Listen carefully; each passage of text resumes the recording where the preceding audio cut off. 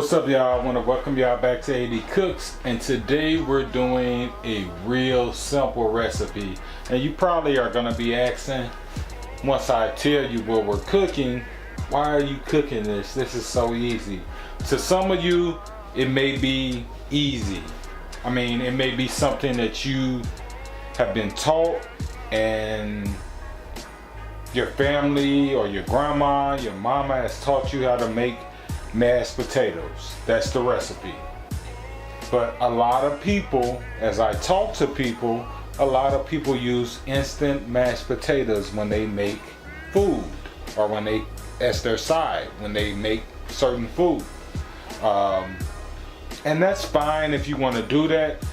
I'm all about trying to do things the more natural way, because when you make things from home, there's not all of these additives into everything. It's not processed. It's all natural. It's all you. And it's home cooking. So that's one of the reasons why I do what I do, is to show you that you don't have to go to McDonald's, to show you that you don't have to go to fast food places to get instant mashed potatoes or whatever. So on the menu today, we are cooking regular plain mashed potatoes. It's real simple, real easy. It just takes a little time. If you want to think that maybe peeling the potatoes is going to be a big deal for you, if you don't want to peel potatoes, then make your instant mashed potatoes, man, because that's not the big deal behind it. It's so easy, y'all. So if you can't cut your potatoes and peel your potatoes, and you feel like that's too much work, continue to make your instant mashed potatoes. But I'm showing that with a little effort and a little time, you can make homemade mashed potatoes that are fresh, that taste better, and without any of the additives, without any of the processed stuff in it. So I want to appreciate you all for tuning in, and this is the beginning step of our homemade mashed potatoes. Basically what we have is potatoes that I cut, drained, had it soaking in water so we can kill out a lot of the starch on it. And this is where we're at right now. Okay guys, you want to make sure that once your potatoes have been sitting, you want to go ahead and drain this out. And a good idea to look at is once your water is not cloudy with starch, that means that your potatoes are clean. Okay, we should have a pot of boiling water, and that's where we're at right now. At this point, let's go ahead and add us in a little bit of salt to this. I'm using sea salt, and you want to make sure that it's a nice amount of sea salt into this, or salt into this. We're going to go ahead and take our potatoes that we went ahead and drained and cleaned, and let's make sure I do not make a mess. Okay, there we go. And we just want to let this boil and until the potatoes are tender. Okay guys, at this point our potatoes are pretty much done. When you're driving or stirring your spoon through this, you're gonna kind of start seeing them fall apart. Another tip you can use, you can take a fork and stick it to it to make sure they're tender. But these potatoes are done, and they've probably been on there for about maybe 20 minutes. Okay, our potatoes are off. We're gonna go ahead and drain this and add it into a strainer. Pretty simple, pretty easy. Okay guys, at this point, once everything is drained, we want to go ahead and take the same pot that we were boiling stuff in, or our potatoes in. We're going to go ahead and add us a little bit of butter into this.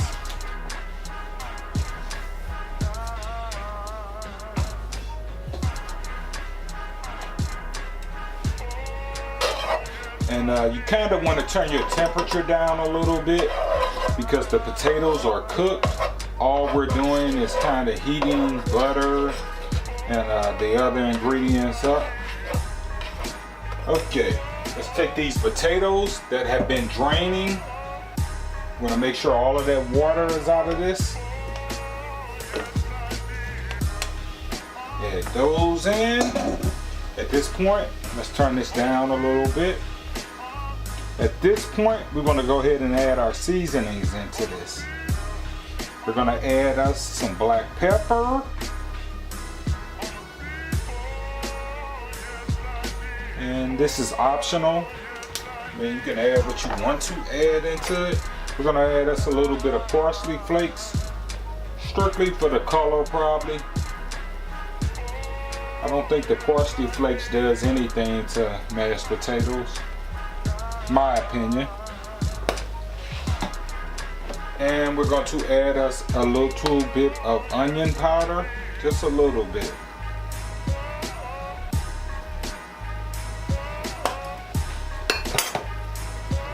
And we're going to stir all of this together. And we're not adding sea salt into this or salt into this yet. And like I said, have your eye on low because you do not want to scorch these potatoes. Okay, let's add in us a little milk. Let's stir this up. The reason why we want to do it by as each ingredient we add into this is because we don't know what adding milk, because we're going to add different things into this.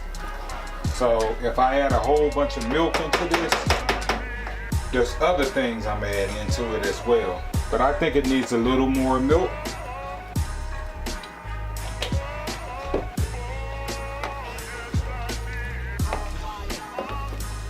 Just want to stir. Okay, let's add a little bit of sour cream. Oops. Can't use that one. Let's add us in about a tablespoon of sour cream.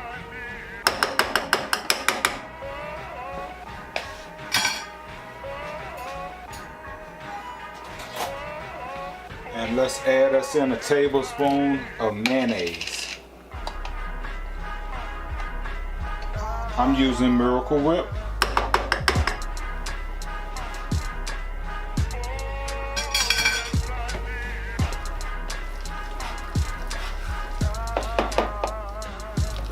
You just want to incorporate all of this together.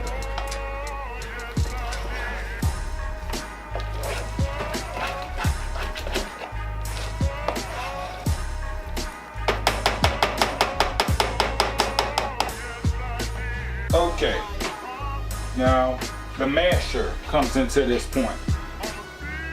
Potato masher. Let's mash it up a little bit.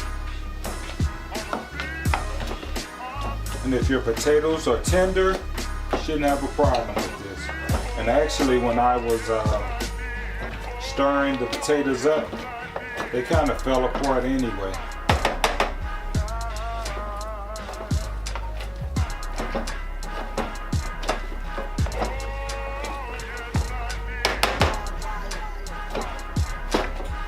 Potatoes are mashed.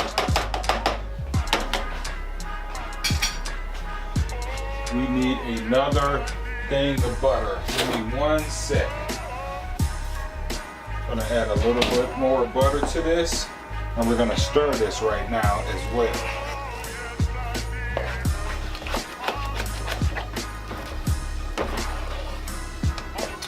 And at this point, I'm going to taste my mashed potatoes to see if we need salt. I don't think we need salt to these.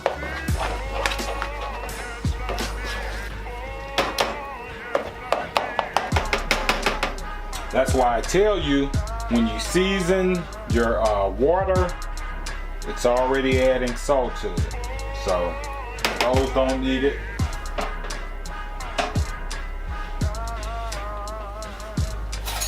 We're gonna take us a about 2 tablespoons of butter.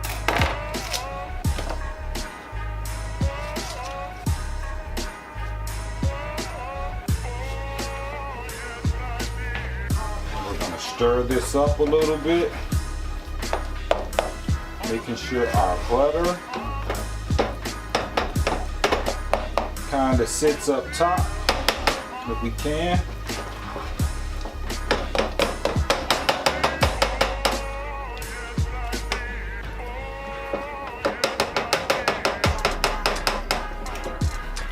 And the butter is gonna, don't worry about them being a little stiff. I'm the type of person, I like a little stiffness to my mashed potatoes, but I want my mashed potatoes to be a little fluffy. But the butter is gonna add a lot of moisture to it. So at this point, we're gonna turn the eye off. Once you've tasted everything, whipped everything up, we're gonna put a top on this and let it sit. What's up, y'all? Wanna welcome y'all back. And our potatoes sat for about maybe 10 minutes. I covered it up and the butter is melted. We just want to go ahead and stir this up a little bit.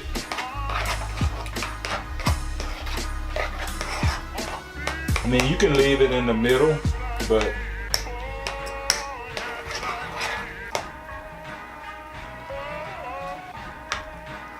it's up to you. You can do what you want to do.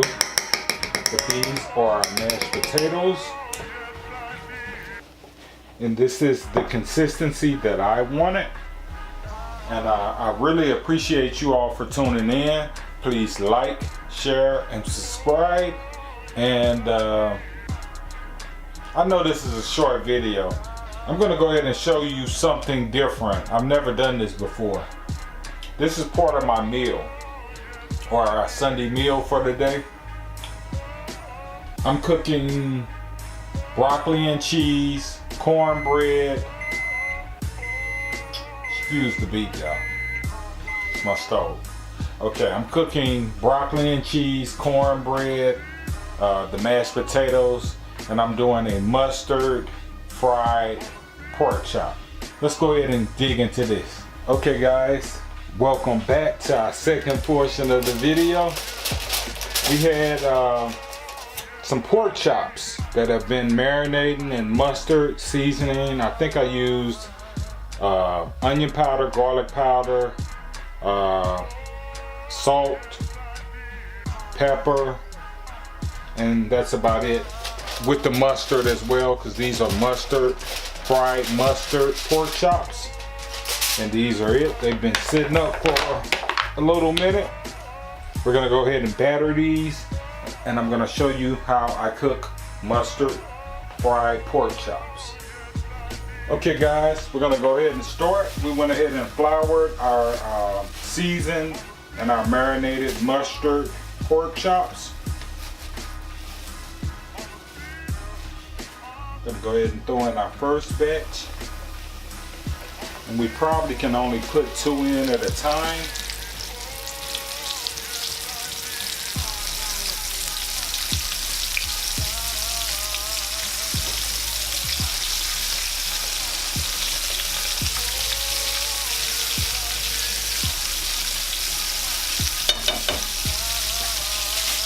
There we go, y'all. We just want to let these brown up. Pork chops don't take long to cook. Just want to let them brown up. You don't want to overcook pork chops because they won't be tender. So I guess these are thin pork chops. We'll let these fry probably on each side, maybe 7 minutes per side. Okay, guys, about 7 minutes or 5 minutes. Let's go ahead and flip over our mustard pork chops.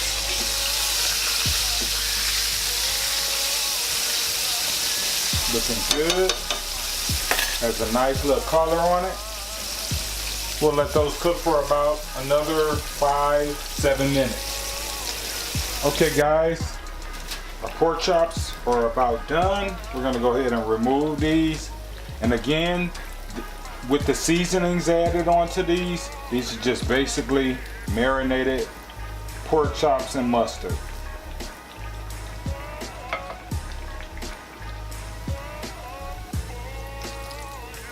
other side. I don't know if you all can see that. Crispy, golden brown.